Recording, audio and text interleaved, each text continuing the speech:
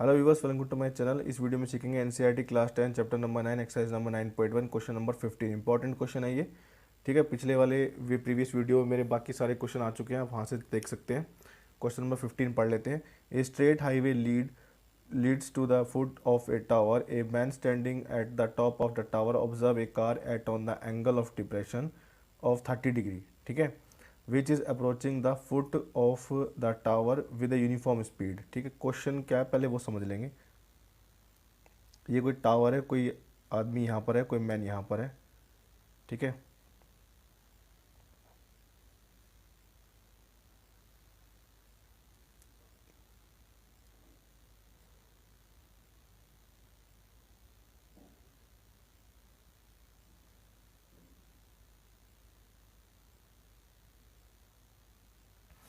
तो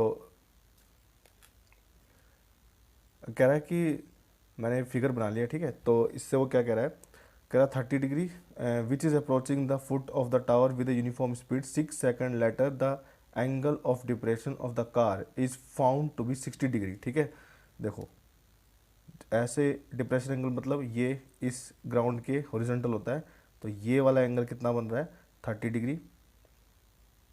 ठीक है, अगर ये 30 है तो फिर ये और ये पैरेलल हो गए ना, और ये क्या हो जाएगा ऑल्टरनेट एंगल, ये 30 डिग्री हो जाएगा। ठीक है, और ये पूरा कितना है 60 डिग्री, तो ये कितना हो जाएगा 60 डिग्री हो जाएगा ऑल्टरनेट एंगल। ये 60 है तो ये 60 हो जाएगा। ठीक है, अच्छा अब कह रहा find the time taken by the car to reach the foot of the tower from this point. ठीक है, और ये जो डिस्टेंस है यहाँ से लेके यहाँ तक का, ये कार ने 6 सेकंड में पूरा कर लिया है। ठीक है,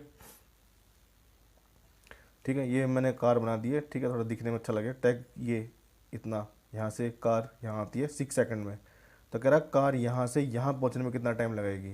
तो सबसे पहले तो मार्क कर देते हैं, ये ए है, ये बी, और इसको हम सी ले लेते हैं, इसको हम डी ले लेते हैं। ठीक है, हालांकि ये पॉइंट मैंने कार बनाई थी, सी यहाँ ले लेते हैं। ठीक है, ये सी हो जाएगा।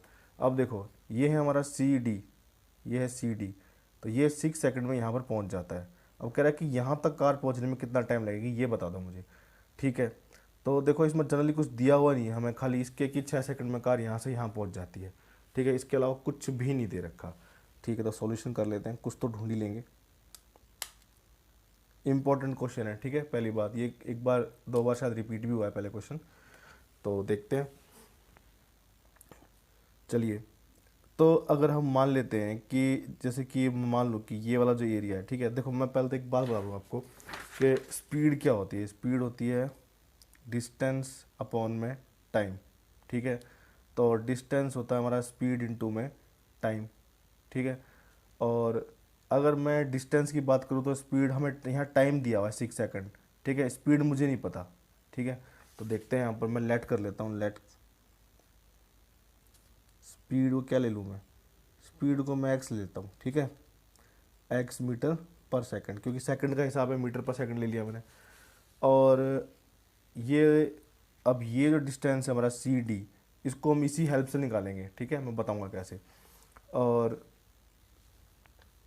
क्योंकि देखो क्या होता है कि डिस्टेंस होता है हमारा स्पीड इनटू में टाइम, तो ये हो जाएगा स्पीड कितनी दी हुई थी इसकी, मैंने एक्स मानी हुई ना, तो एक्स इनटू में टाइम क्या था 6 सेकंड, तो ये हो जाएगा मेरा 6x, यानी कि सी डी जो बनेगा वो मेरा बनेगा 6x।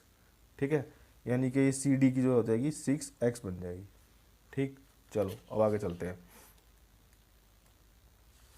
अब टाइम टेकन को अगर हम मान लें, ठीक है, टाइम टेकन क्या मान लें हम, टाइम अब मान लो यहाँ से यहाँ तक का टाइम कितना लगने वाला है, यहाँ से यहाँ तक का टाइम कितना लगने वाला है B C.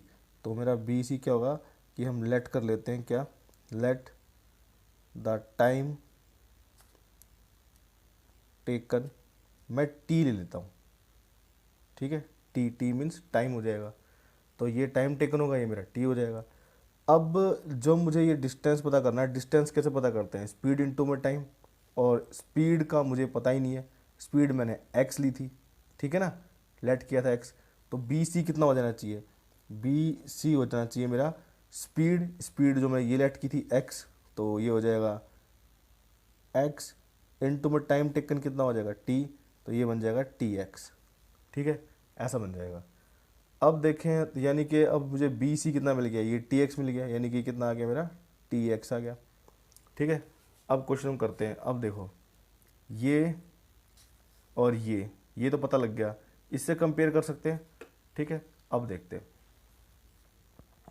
In triangle A B C में, ठीक है, देखते हैं ए बी सी में, ठीक है ना, इस वाले की बात कर रहे हैं हम, ए बी सी में, ठीक है। अगर ये एंगल है तो ये सामने परपेंडिकुलर हो जाएगा, तो मैं इसको ले लूँगा ए बी अपॉन में बी सी, ठीक है।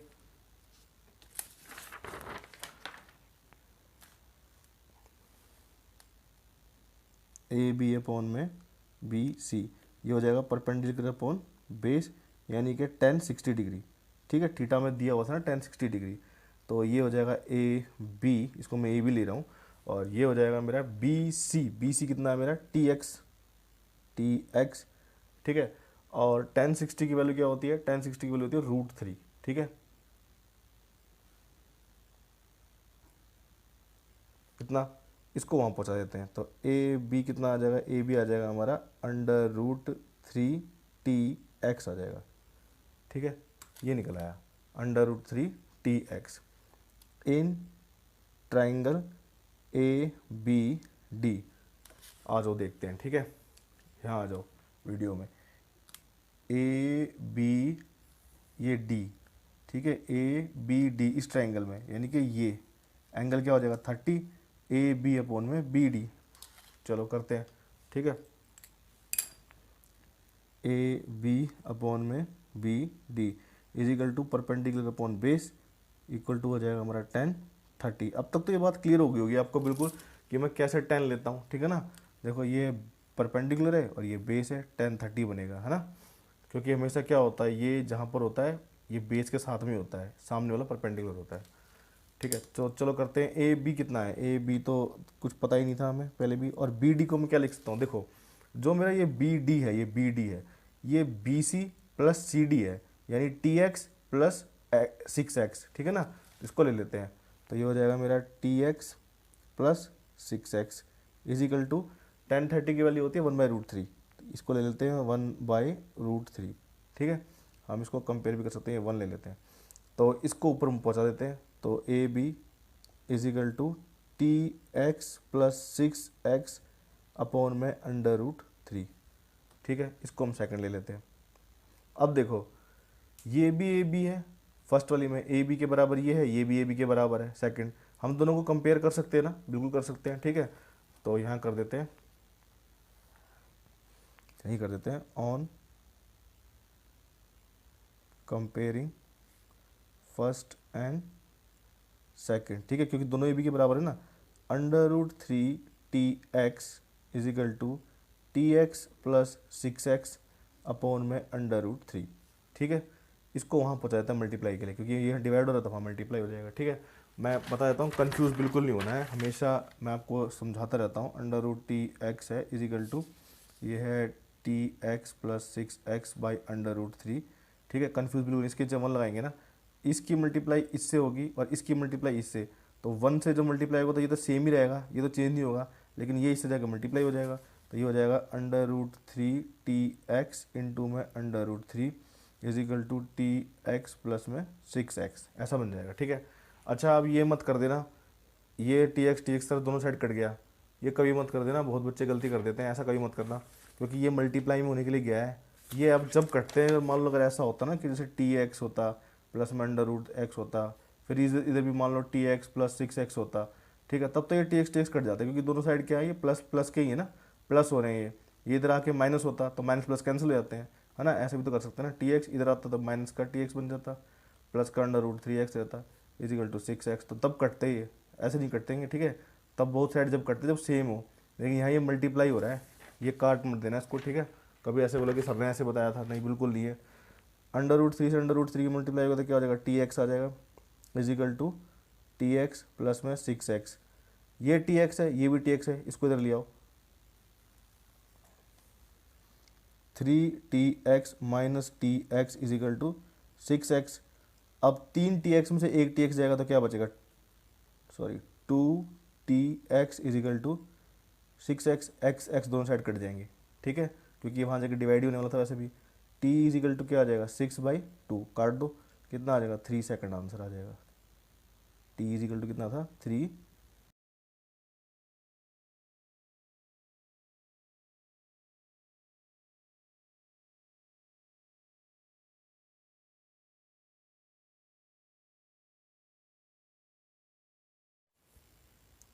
क्वेश्चन नंबर 16 में देखें क्या कह रहा है, the angle of elevation of the top of a tower from 2 points, ठीक है, at a distance from 4 metre and 9 metre from the base of the tower and in the same straight line with its are complementary, prove that the height of the tower is 6 metre. ये prove करना है, ठीक है।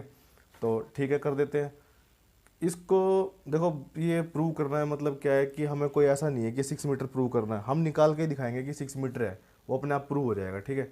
तो मैं यहाँ पर figure बना देता हूँ, फिगर से कुछ आइडिया हो जाएगा हमें कि करना क्या है असल में हमें।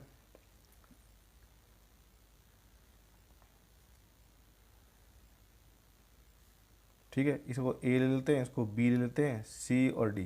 क्वेश्चन समझते हैं, क्वेश्चन में कह क्या रहा है। उसने कहा है कि ये कोई टावर है, इसके फुट से जो ये डिस्टेंस है ये 4 मीटर है, और यहाँ से लेके यहाँ तक का डिस्टेंस है ये 9 मीटर है, ठीक है। और उसने कहा है ये जो एंगल है ये वाला ये दोनों आपस में कॉम्प्लीमेंट्री है। कॉम्प्लीमेंट्री एंगल का मतलब होता है जिनका सम 90 डिग्री होता है। जो दो एंगल ऐसे होते हैं जिनका सम क्या होता है 90 डिग्री होता है, वो कॉम्प्लीमेंट्री होते हैं, ठीक है। अच्छा, तो अब देखते हैं जिनके दो एंगल होते हैं उनका सम अगर कॉम्प्लीमेंट्री मतलब 90 डिग्री है, और ये एंगल हमें दिए नहीं है, तो हमें तो कुछ पता नहीं है ये 30 है, ये 60 है, ये 45 है, क्या है, हमें तो कुछ पता ही नहीं है, आइडिया ही नहीं है। देखो, उसने ये बोला कि दोनों का सम 90 डिग्री है और ये 6 मीटर हमें प्रूव करना है। तो देखो, यहाँ से लेके यहाँ तक 9 मीटर दे रखा है फुट से, ये वाला पॉइंट है जो, और ये वाला पॉइंट कितना है 4 मीटर दे रखा है। क्वेश्चन में कह रहा है खाली ये, ठीक है। क्वेश्चन क्लियर हो गया। अब समझते हैं इसको करना कैसे है। देखो, अगर मान लो इनका सम 90 है, देखो ऐसे समझो, अगर मैं कहूँ कि दो एंगल हैं, ठीक है, कॉम्प्लीमेंट्री का मतलब क्या है कि दो एंगल जिनका सम 90 डिग्री निकलता है, यानी कि ऑब्वियसली इसका इसका सम क्या है 90 डिग्री है। अब अगर मैं आपसे ऐसे कहूँ कि अगर एक एंगल 90 डिग्री में से एक एंगल 30 डिग्री है, दूसरा कितना होगा 60 डिग्री, ऑब्वियसली, क्योंकि हमने 90 में से 30 को माइनस कर देना है, 60 डिग्री निकल जाएगा। तो ऐसे अगर मैं इस एंगल को थीटा मान लेता हूँ, ये एंगल क्या है मेरा थीटा है, ठीक है। तो ये वाला एंगल कितना होगा मेरा 90 माइनस थीटा, ठीक है। ये वाला एंगल कितना होगा मेरा 90 माइनस थीटा, ये थीटा तो ये 90 माइनस थीटा, ये तो होगा क्योंकि दोनों का सम तो यही है ना। अब देखो कैसे करेंगे। गिवन में क्या क्या दे रखा है, गिवन में हमें दे रखा है बी सी दे रखा है, बी सी इक्वल टू में दे रखा है 4 सेंटीमीटर, और बी डी हमें दे रखा है 9 मीटर, सॉरी मीटर है ये, सेंटीमीटर नहीं मीटर है ये, ठीक है। और तो हमने ये थीटा 90 माइनस थीटा तो हमने मान ही लिया था। तो टू प्रूव क्या करना है, टू प्रूव करने के लिए कहा है उसने कि जो ए बी है वो 6 मीटर है, ये प्रूव करना है। करते हैं, चलो मैं पहले इस ट्रायंगल की बात कर लेता हूँ। कुछ ना कुछ देखो, जब भी क्वेश्चन में ऐसा लगे ना कि यार ये कैसे प्रूव करना है, मैंने खाली यही दिमाग लगाया कि ये थीटा है तो ये 90 माइनस थीटा होगा। अभी मैंने कुछ किया भी नहीं है, ये इसकी लेंथ पता है और इस पूरे की लेंथ पता है, और ये इसके ये दोनों में रुका हुआ है बराबर ही है, तो इसकी का कुछ ना कुछ रिलेशन निकलता होगा। तो जब भी ऐसा कुछ हो ना तो कुछ सॉल्व करके देख लेना चाहिए, आगे बढ़ जाना चाहिए, ठीक है। क्योंकि सॉल्व करते, जब हम सॉल्व करना शुरू करते हैं ना, कुछ ना कुछ प्रूव करने के लिए आगे बढ़ते हैं, तो कहीं ना कहीं से कुछ ना कुछ रास्ता दिख ही जाता है। तो देखो अब इसमें क्या है, इन ट्राइंगल ए बी सी में ये ए बी अपॉन में बी सी लूँगा मैं, और थीटा क्या हो जाएगा 10 थीटा, ठीक है। तो कर देते हैं ए बी अपॉन में B C is equal to perpendicular upon base, यानी कि ये हो जाएगा मेरा 10 थीटा। थीटा की वैल्यू पता नहीं इसलिए यही रखना पड़ेगा, मजबूरी है हमारी, है ना। अब ए बी रख लेते हैं यहाँ पर ए बी, ठीक है। और ये कितना है, हम इसको एक्स ले लेते हैं, ठीक है, सारा ऐसा ये इजी हो जाएगा थोड़ा। तो एक्स बाई बी सी कितना है 4, तो हम 4 रख लेते हैं, इज इक्वल टू रखते हैं हम 10 थीटा, ये हमारा 10 थीटा। इसको फर्स्ट इक्वेशन डाल देते हैं, ठीक है। क्या पता बाद में काम आ जाए, क्योंकि इसके अलावा हम कुछ कर नहीं सकते ना, क्योंकि यहाँ पर वैल्यू, अगर यहाँ पर देखो 10 30 दिया होता तो हम कोई वैल्यू लगा लेते, ठीक है। जैसे 10 30 क्या होता है हमारा 1/√3, अगर हमारा 10 45 दिया होता तो 1 रख लेते, 10 60 दिया होता तो √3 रख लेते, तो कुछ तो रखते हैं, लेकिन हमें पता ही नहीं है, एंगल ही नहीं दिया हुआ, तो हमने यहाँ पर क्या थीटा ही छोड़ दिया, इसलिए हम ऐसे ही छोड़ देते हैं, क्या पता आगे कहीं रखने का काम आ जाए, ठीक है। इन ट्रायंगल इस वाले में बात कर रहे हैं हम, ए बी डी, इस पूरे बड़े वाले ट्रायंगल में, ठीक है। अब ये जो ए बी डी ना, ये ए बी अपॉन में बी डी पूरा 9 हो जाएगा, यहाँ से यहाँ तक 9 दिया हुआ ना उसने, ठीक है, क्योंकि फुट से जो यहाँ डिस्टेंस दिया हुआ 9 मीटर दिया हुआ है। तो इन ट्राइंगल ए बी डी बड़े वाले में, तो ये हो जाएगा ए बी अपॉन में, ये हो जाएगा ए बी अपॉन में B D is equal to हो जाएगा 10 90 माइनस थीटा, यही एंगल दिया हुआ है 10 90 माइनस थीटा, 10 ये थीटा तो मेरा यही मिलेगा ना, ठीक है ना भाई। तो क्योंकि यहाँ पर जो एंगल है ये तो यही बना था। अब ए बी जो क्या था मेरा एक्स था, मैं एक्स रख लेता हूँ, बी डी कितना मेरा 9 is equal to 10 90 minus theta. अब देखो जब मैंने 8 चैप्टर भी कराया हुआ है, 8 चैप्टर जब जाके देखोगे तो वहाँ पर हमें एक आइडेंटिटी दिखती है, वो है 10 90 माइनस थीटा करते हैं is equal to cot theta होती है, ठीक है। यानी कि 10 90 माइनस अगर ए करेंगे वो क्या होता है हमारा कोट ए होता है, ठीक है। ये वाली आइडेंटिटी लगी हुई है, ठीक है, ये वाली आइडेंटिटी लगी हुई है, इसी को मैं यहाँ लगाऊंगा, ठीक है। अभी 10 थीटा क्या हो जाएगा, ये हो जाएगा मेरा कॉट थीटा, ठीक है। क्यों मैं बता देता हूँ, क्योंकि 10 हम ब्रैकेट में जरूर लिखेंगे, ठीक है। 10 90 माइनस थीटा क्या है, ये तो आपको समझाने के लिए लिखी है मैंने, ठीक है। इसको हमने क्वेश्चन में लिखना ही है, ये रीज़न है हमारा, इज इक्वल टू होता है कॉट थीटा, ठीक है। ये समझाने के लिए था, ठीक है, ये आपको समझाने का, ये क्वेश्चन ये नहीं लिखना है क्वेश्चन में, क्वेश्चन में खाली यहाँ पर लिख देना है कि 10 थीटा 90 माइनस थीटा क्या होता है कॉट थीटा होता है, ये बन गया, ठीक है।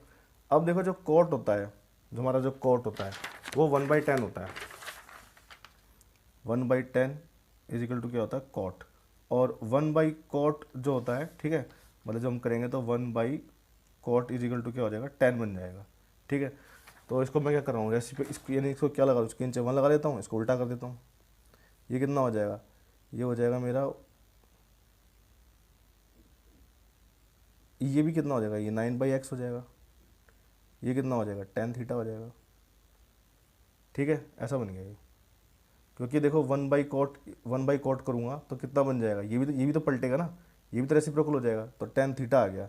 इसको ले लेते हैं सेकंड, ठीक है, फर्स्ट सेकंड में कंपेयर कर दो ऑन। अब देखो 10 थीटा की वैल्यू ये है, यहाँ भी 10 थीटा की वैल्यू ये है, ठीक है। ये वाला स्टेप देखो, ये वाला स्टेप ऐसे किया है मैंने, यहाँ पर समझो इसको, ये है 1 जैसे कॉट था, कॉट थीटा था इज इक्वल टू x/9, ठीक है। इसको समझा देता हूँ मैं, देखो ये हो जाएगा 1/कॉट थीटा इज इक्वल टू, ये भी तो उल्टा कर दूंगा, ये भी तो उल्टा करना पड़ेगा ना, x/9 का 9/x हो गया, 1/कॉट क्या होता है 10 थीटा ही तो होता है, इज इक्वल टू 9/x तो रहेगा, 1/कॉट तो 10, इसको तो चेंज कर सकते हैं ना, ठीक है। यही किया मैंने यहाँ पर, 10 थीटा क्या आ गया 9/x आ गया। अब कंपेयर कर देते हैं, देखो ये भी 10 थीटा की वैल्यू थी और ये भी 10 थीटा की वैल्यू थी, ठीक है। तो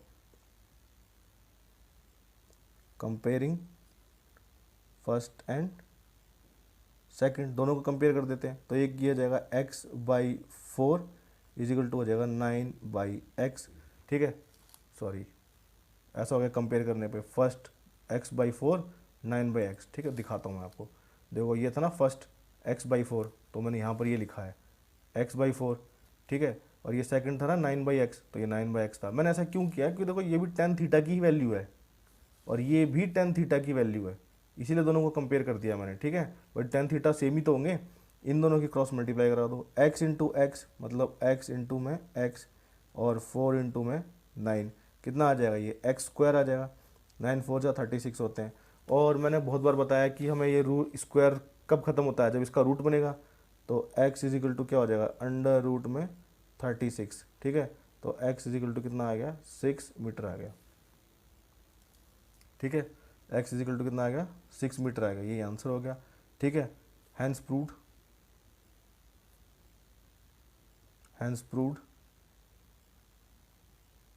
height of tower equal to 6 metre है आंसर, ठीक है। तो इसी के साथ आपकी एक्सरसाइज आज खत्म हो गई और क्वेश्चन आपके सारे कंप्लीट हो गए। Thank you.